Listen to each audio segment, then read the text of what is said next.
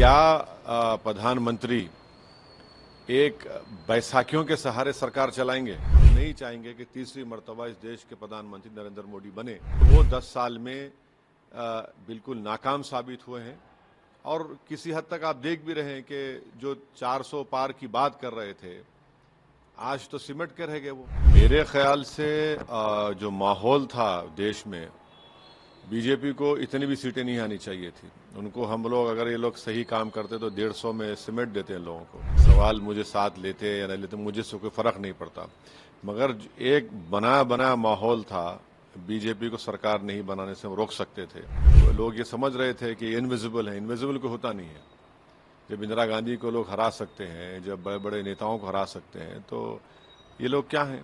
10 साल से बीजेपी की सरकार है और खासतौर से पिछले 5 साल में 2019 से 2024 तक जो बीजेपी की हुकूमत के नाकारकर्दगी, उनके गलत फैसले, अवाम दुश्मन फैसले, किसानों को तंग करना, नौजवानों को रोजगार से महरूम कर देना, महंगाई को कंट्रोल नहीं करना, चीन जो हमारी ज़मीन पे कब्जा करके बैठा है उस पर आंखें बंद कर लेना, तो ये ऐसी चीज़ें थी जो अवाम में चल रहा था इसके सिलसिला। और फिर 400 का नारा देने के बाद संविधान को खतरा, और ये बात अवाम में चले गई। खास तौर से जो लोग बाबा साहब अम्बेडकर से मोहब्बत करने वाले हैं, संविधान के ऊपर नाज करने वाले हैं, तो ये सब चीज़ें उनके लिए महंगी पड़ी हैं।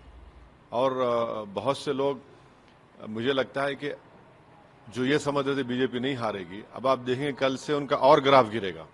सर, आप प्रेस कॉन्फ्रेंस में भी बार बार पूछा गया, आप क्रेडिट क्यों नहीं देते हैं इंडिया अलायंस को और कांग्रेस को इस सियासी सूरत हाल के लिए? मेरे ख्याल से जो माहौल था देश में, बीजेपी को इतनी भी सीटें नहीं आनी चाहिए थी। उनको हम लोग, अगर ये लोग सही काम करते तो 150 में सिमट देते हैं लोगों को।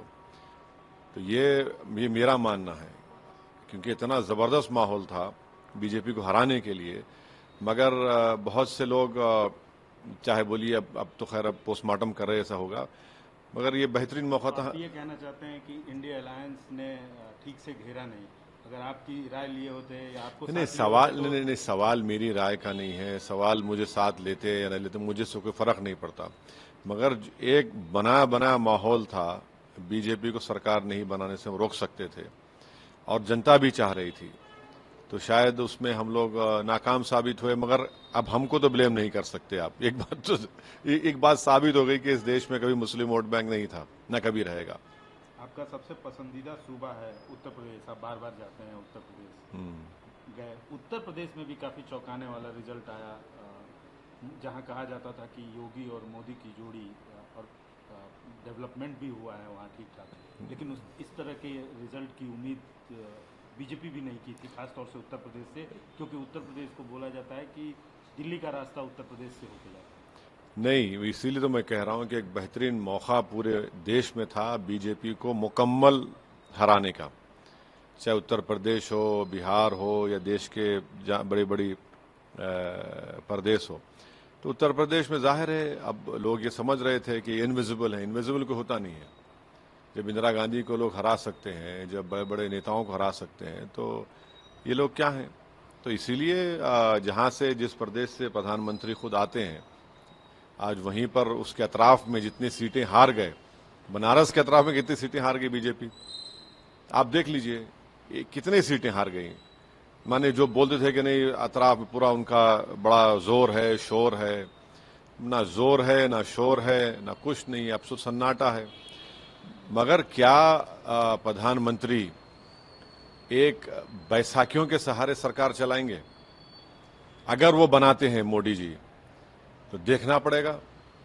बैसाखी किसको बोल रहे हैं? चंद्रबाबू नायडू को? नहीं, देखिए जो 400 की बात कर रहे थे, जो नहीं, सुनिए बैसाखी दोनों तरफ होती है। नहीं, सुनिए, जो 400 की बात कर रहे थे, जो बोल रहे थे कि सब खत्म हो जाएगा, और जो कह रहे थे कि जो फुला भक्त होगा वही दिल्ली में राज करेगा, अब किसके भक्त बनेंगे ये? अब किसके इशारे पे काम करेंगे? तो ये देखना पड़ेगा, ये देश देखना चाह रहा है। जो बुलंगबांग दावे करते थे आज वही उनके लिए गले का सांप बन गया है। आपने अभी एक स्टेटमेंट दे दिया कि बैसाखी के सहारे चलाएंगे। बैसाखी कौन? बहुत है, बहुत होंगे, आप देखते जाइए। कल के बाद बहुत सी चीजें, अभी तो पूरा मुकम्मल रिजल्ट तो नहीं आया ना। हमको लगता है कि बीजेपी 272 का मार्क नहीं टच करेगी, लगता है। जब हो सकता है कि मैं गलत भी हो जाऊं, मगर जब काउंटिंग हो रही है, बड़े बड़े उनके नेता हार रहे हैं। आप मुजफ्फरनगर से हार गए संगीत सोम में मंत्री रहे उनके, जो कहते थे कि कुछ नहीं होगा, वो हार गए हैं। तो देखिए सर, आपके तेलंगाना के बाजू में आंध्र प्रदेश है, वहाँ से भी बहुत चौंकाने वाला रिजल्ट आया। सत्ताधारी पार्टी बहुत कम में सिमट कर रह गई है। क्लीन स्वीप मिला है टीडीपी, चंद्रबाबू नायडू की पार्टी टीडीपी को। हाँ, ये जनता का, आवाम का फैसला है, इसकी इज्जत करनी चाहिए। और हमारी नेक तमन्नाएं हैं नई हुकूमत की आंध्रा में जो बनेगी, और वो जो वादे किए वो पूरे करेंगे हम आंध्रा की आवाम से। और मुझे यकीन है कि जगन मोहन रेड्डी इंट्रोस्पेक्शन करेंगे, और उनके पास तो अभी वो बहुत नौजवान हैं, टाइम है उनके पास, वो उन तमाम चीज़ों को सुधारेंगे। सर, अंतिम और सबसे अहम सवाल, हम उम्मीद करते हैं कि आप इसका जवाब देंगे।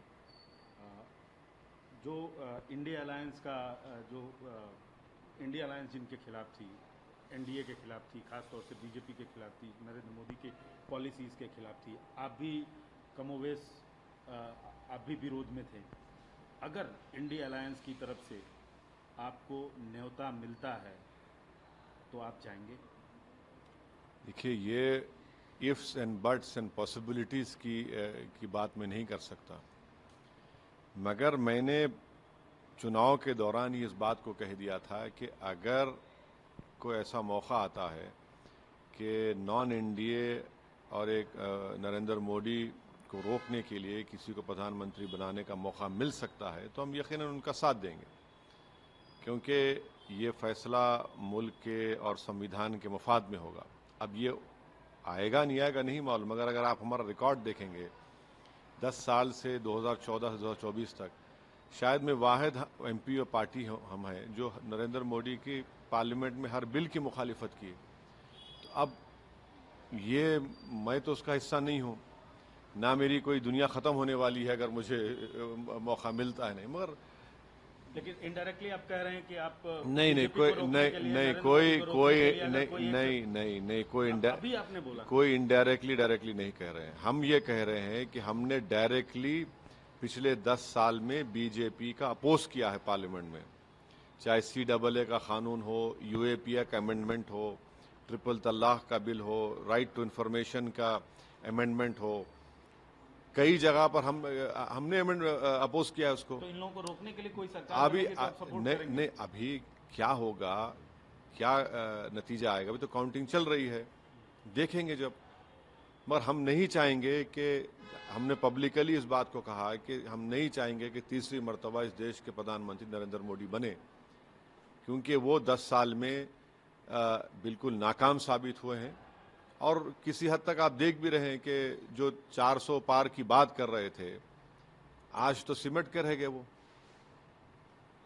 तो मतलब कुछ चेहरा कोई भी होगा नहीं, ना ऐसा देखिए, नहीं देखिए, सब आप नहीं चाहेंगे तो किसी और को तो अरे सपोर्ट करेंगे ना? देखिए, चेहरा होगा नहीं होगा, उसकी जरूरत पड़ेगी नहीं पड़ेगी, ये तो पूरा काउंटिंग के बाद पता चलेगा ना। अभी कैसे बताएंगे? कोई भी ना आप बोल सकते ना मैं बोल सकता हूँ।